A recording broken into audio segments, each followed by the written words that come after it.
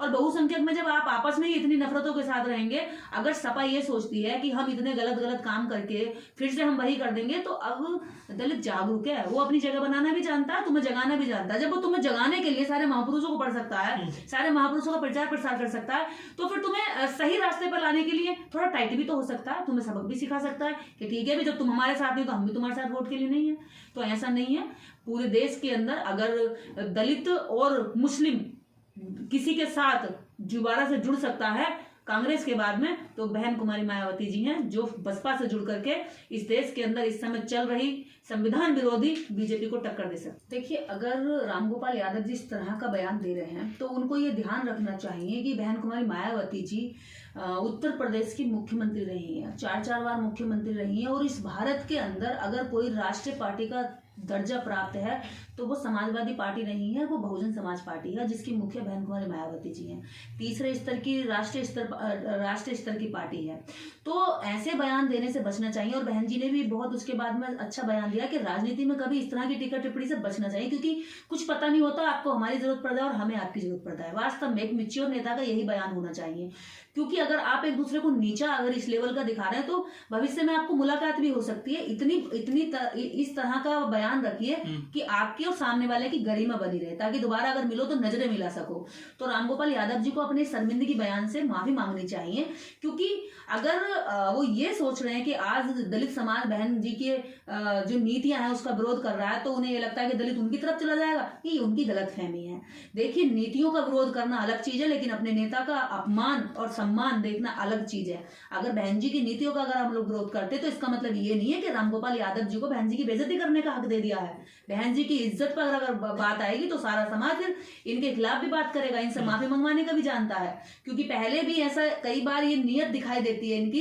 एक तरह से इन्हें वोट तो चाहिए दलितों का, लेकिन दलितों की नेता की जब तुम इज्जत नहीं कर रहे, जब तुम्हारे नजर में जैसे सामंतियों की नजर में इज्जत है, मनुवादियों की नजर में इज्जत है कि वो तो एक घास काटने वाली समाज की लड़की है जो आज मुख्यमंत्री बन गई, तो ऐसे कैसे चलेगा। अरे, बहुसंख्यक समाज का मतलब SC OBC ST और अल्पसंख्यक लोग हैं, ना कि केवल यादव हैं। अगर तुम बात करते हो तुम यादव बलिष्ठ हो, ऊंचे हो, बड़े हो, तो क्या अकेले यादव से पार्टी बन जाएगी? यादव वोट आपका उत्तर प्रदेश में और बाकी पूरे देश में, लेकिन बहन जी का वोटर पूरे देश में है।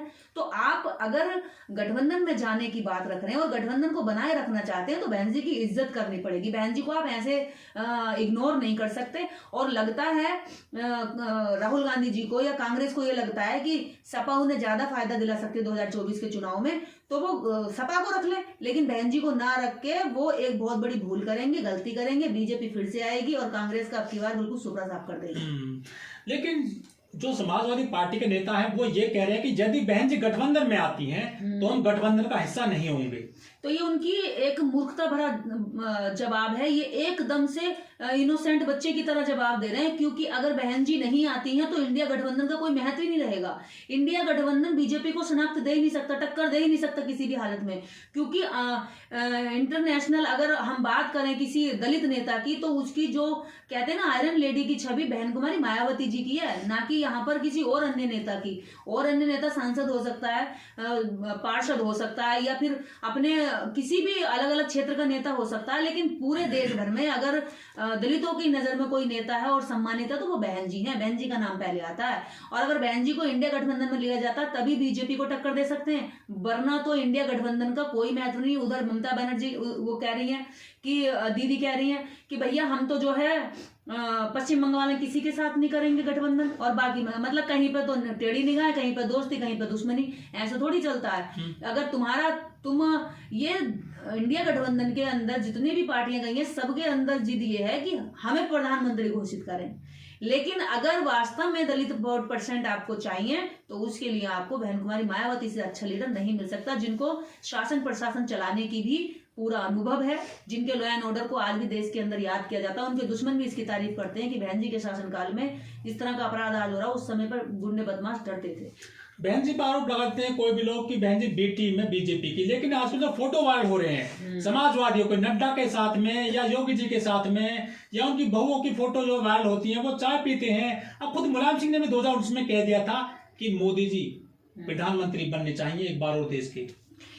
देखिए, इस देश के अंदर अगर बहुजनों का कोई उद्धार कर सकता है, बहुसंख्यकों को उद्धार कर सकता है, तो बहुजन समाज पार्टी है, जिसने उत्तर प्रदेश का राज चला करके ये साबित कर दिया कि जब वो देश का सबसे बड़ा जो प्रदेश है, उस प्रदेश को जब वो बेहतर ढंग से चला सकती है, जिस प्रदेश की कोई मतलब केवल भीड़ और बेरोजगारी के नाम पे गिनती हो सकती थी, उस प्रदेश की गिनती बहन कुमारी मायावती जी ने स्मार्ट सिटी नोएडा बना कर दिया। उसमें बालिका इंटर कॉलेज, बालक इंटर कॉलेज अलग अलग खोल के दिए, गौतम बुद्ध यूनिवर्सिटी खोल के दी, यमुना एक्सप्रेस वे बना कर दिया, जिसका सपना खोल भी नहीं सोच सकते थे। तो ऐसी चौड़ी चौड़ी सड़कों के तो बारे में अन्य पार्टियों ने कभी सोचा भी नहीं था। हाईवे बहन जी लेकर आई थी उत्तर प्रदेश में, हाईवे बहन जी लेकर आई, तो ऐसी सोच लेकर आई, और क्या ऐसी सोच रखने वाला अगर कोई लीडर है इस देश के अंदर, और इतने आगे आने वाले 100 साल के लिए, आने वाले 100 साल की सोच है, जिसको बहन जी इस प्लान को लेकर, और जेवर एयरपोर्ट का प्लान भी बहन कुमारी मायावती जी लेकर आई, तो ऐसे प्लान लाने वाले लीडर को पूरे देश का प्रधानमंत्री बनना चाहिए, पूरे देश पर राज करना चाहिए, ताकि वो अपने शासन में अपनी जनता के लिए काम करें, ना कि किसी पर्टिकुलर धर्म के लिए काम करें। जैसे आज हमारे प्रधानमंत्री जी मंदिर मंदिर जाकर लेटा लिटी कर रहे हैं, मंदिरों में जाकर के नाक रगड़ देते हैं, वो प्रधानमंत्री पद की कोई गरिमा ही नहीं रखते, जाकर अनपढ़ पुजारियों के आगे लेट जाते हैं। अरे भाई, पूरे आप हमारे प्रधानमंत्री, आप किसी के भी आगे पैरों में जाके लेटेंगे तो इससे सम्मान गिरता है। तो ये सब नहीं करना चाहिए। और बहन कुमारी मायावती जी ने अपने शासनकाल में किसी भी एक धर्म के किसी भी उसमें जाकर के उन्होंने ये बढ़ावा नहीं दिया कि मैं इस धर्म की लीडर हूं। उन्होंने धर्मनिरपेक्ष और संविधान की अगर शपथ लेकर मुख्यमंत्री बनी तो संविधान के दायरे में रहकर सारे काम किए। यहाँ पर गुंडे बदमाशों को उस समय दहशत होती थी हाथ लगाते हुए। यहाँ जो लाइन में खड़ा सबसे पीछे वाला व्यक्ति था, जिसको दलित कहा गया, अछूत कहा गया, उसको भी हाथ लगाते हुए अपराधी डरते थे। ये सोचते थे कि भाई अगर इसको हाथ लगाया तो कार्रवाई हो जाएगी। आज ऐसा क्यों नहीं? आज जगह जगह क्यों मारने की, क्यों मनीषा वाल्मीकि, क्यों उन्नाव वाले कांड, क्यों ऐसे ऐसे हो रहे हैं?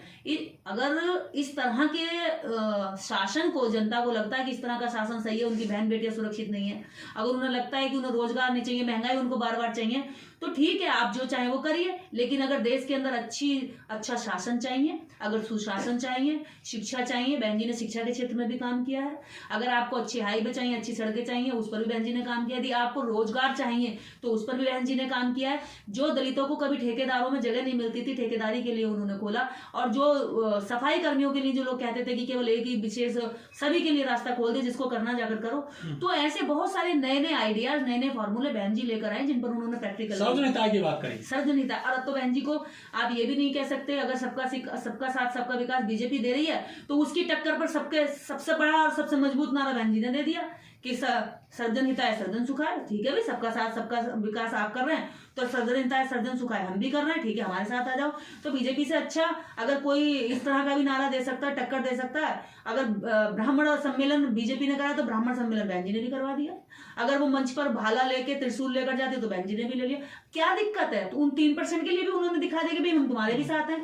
यहाँ अगर बात करें सुशासन की, तो उत्तर प्रदेश के शासन से प्रेरणा लेते हुए देश के समस्त वोटर को ये बात समझनी चाहिए कि हमें वैसा ही शासन चाहिए। तो बहन जी की डिमांड करें, और जितने विपक्षी नेता जिनको लगता है कि बहन जी को ला करके वो दोबारा से सत्ता में आ सकते हैं, बीजेपी से छुटकारा पा सकते हैं, तो बहन जी से इस बात के लिए आग्रह भी करना चाहिए और बहन जी को भी इसमें आना चाहिए, मुझे ऐसा लगता है। लेकिन समाजवादी पार्टी ने भी जो है अम्बेडकर वाहिनी बना ली है, वो बाबा साहब की बात करते हैं। इसके अलावा कांसीराम जी की उन्होंने प्रतिमा का अनावरण किया था। वह दूसरी बात है कि समाजवादियों की सरकार में जो है प्रतिमा तोड़ी गई थी, जनपद तोड़े गए थे, डिमोशन किया गया था। लाखों लोग जो अधिकारी थे एससी के, उनको डिमोशन किया। जो डीएसपी था उसको सीओ वो बनाया, इंस्पेक्टर को दरोगा बना दिया था। तो ये जो कड़वाहट है दलितों में, वो कैसे दूर होगी समाजवादी पार्टी को लेकर? देखिए, जो प्रमोशन में डिमोशन का जो काम हुआ है, आज तक उसका दर्द नहीं गया है, क्योंकि एक अधिकारी को अपना उसी के दफ्तर में जूनियर बनाकर अपने जूनियर के लिए काम करना पड़ रहा था। ये इसके लिए अधिकारी वर्ग से अभी तक ये दर्द नहीं निकला है। इसका ये बहुत बड़ा पाप किया है सपा ने, इसकी माफी मांगनी चाहिए जितना जल्दी हो सके। और दूसरी बात ये है कि जनेश्वर मिश्र ट्रस्ट बना दिया, जहां पर उस जनेश्वर मिश्र पार्क बना दिया, जो पहले बाबा साहब अम्बेडकर के नाम से पार्क हुआ करता था।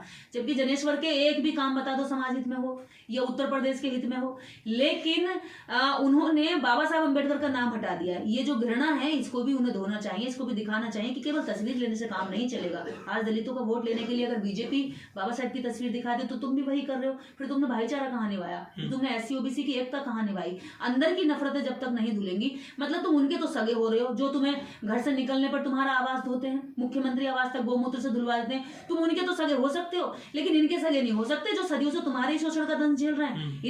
इनको भाई मानकर गले नहीं लगा सकते, उनको गले लगा लोगे जो तुम्हें दुत्कारते, जो तुम्हें शूद्र कहते हैं, जो तुम्हें नाली का गंदा पानी के समान मानते हैं, उनको तुम लगा लोगे। यानी बाबा साहब डॉक्टर अम्बेडकर जिन्होंने जो ओबीसी का जो रिजर्वेशन था, जब बाद में मंडल आयोग बना, उसके पहले बाबा साहब डॉक्टर अम्बेडकर ने जब इसके लिए कानून बनाने की बात करी, ओबीसी के रिजर्वेशन की बात करी और ये पारित नहीं हो पाया, तो बाबा साहब डॉक्टर अम्बेडकर ने इस्तीफा दिया था दुखी होकर, जिसमें 2 कारण थे, पहला हिंदू कोड बिल और दूसरा ओबीसी रिजर्वेशन।